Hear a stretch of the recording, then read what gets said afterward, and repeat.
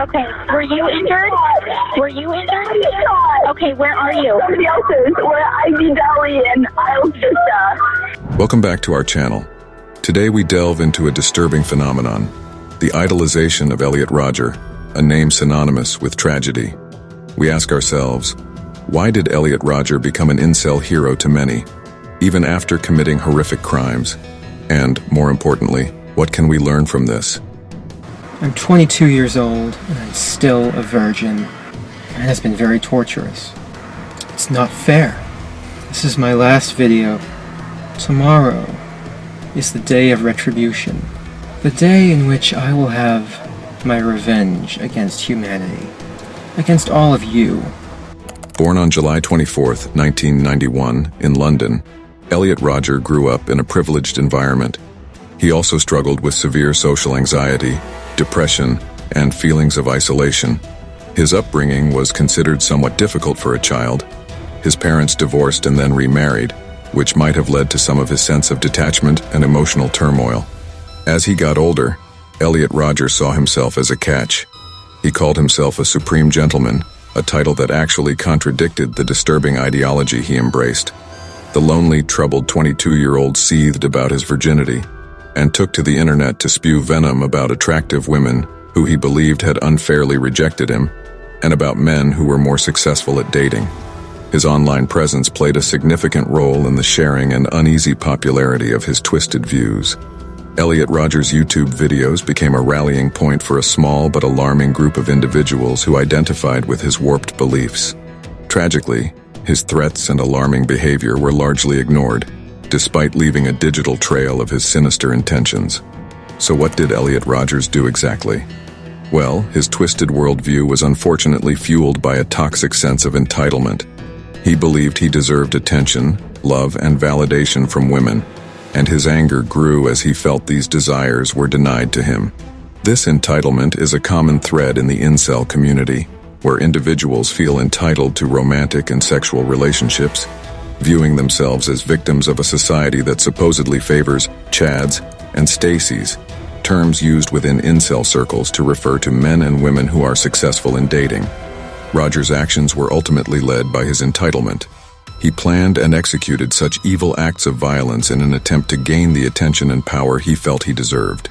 These plans involved a series of stabbings, shootings, and vehicular attacks. May 2014 marked the start of his disturbing plans.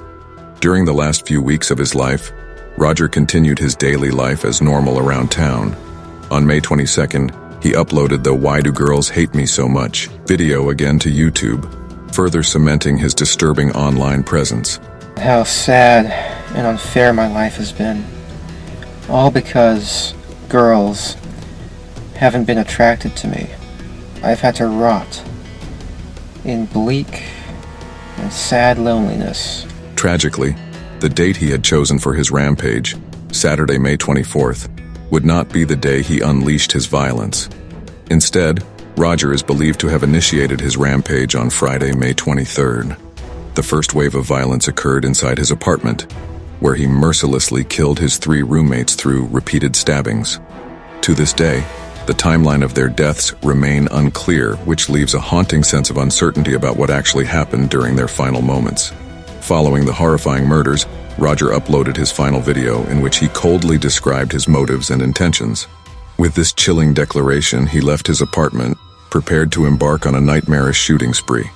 At 9:17 p.m., as the world remained oblivious to the impending danger, he sent out his 107,000-word manifesto titled "My Twisted World" to about a dozen individuals, including his parents and a therapist.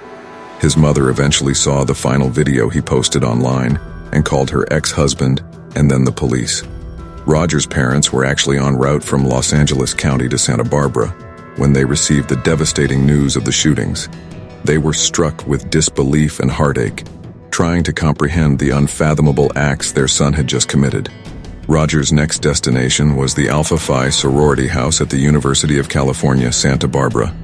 Armed with his disturbing beliefs and a loaded firearm, he confronted the sorority members with loud and aggressive knocking. Despite their fear, the sorority members wisely refrained from opening the door, thankfully preventing further tragedy within the house. Witnesses did report seeing Rodger shoot 3 young women who were standing outside the sorority house from across the street. Tragically, 2 of those women lost their lives that night. Rodger's violent path still continued as he drove to a nearby deli. Without hesitation, he exited his BMW and shot to death another UCSB student, Christopher Michael Martinez. As the night unfolded, Rodger continued on to indiscriminately target innocent individuals. The sidewalk became a battleground as he fired his guns through the driver's side window, shooting at random pedestrians. The chaos and terror escalated as a sheriff's deputy engaged him, eventually shooting Rodger in the hip. Despite his injuries, Rodger refused to stop. Another bicyclist fell victim to his BMW, adding to the trail of destruction. The pursuit finally concluded when his car crashed into parked vehicles. When deputies arrived at the scene, they discovered Rodger lifeless and with an apparent gunshot wound to the head. The community, and the entire nation, was shocked and heartbroken by these meticulously planned acts of violence.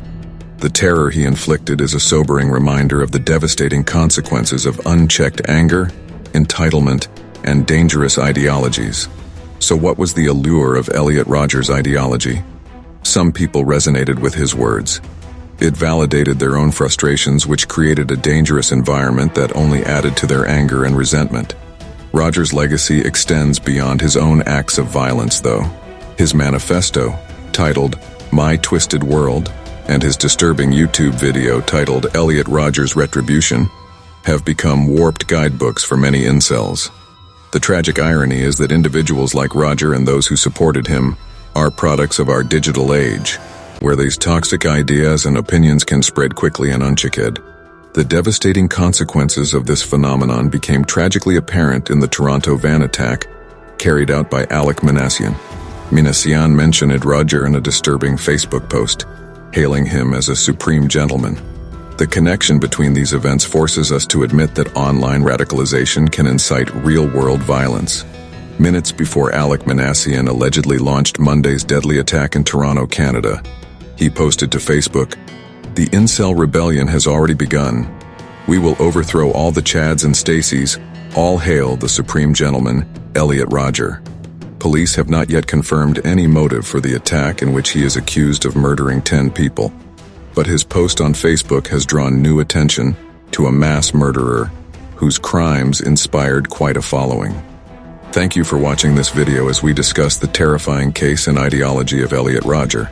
Elliot Rodger and his link to the Toronto attack really makes us aware of how important it is to watch out for online radicalization. If we can figure out why these beliefs exist and have honest, open discussions about mental health, we can hopefully find a way to stop more tragedies like this from happening. If you liked this video, please like and share it with others. We also want to know what you think about this case. Leave a comment with your thoughts. Until next time, take care.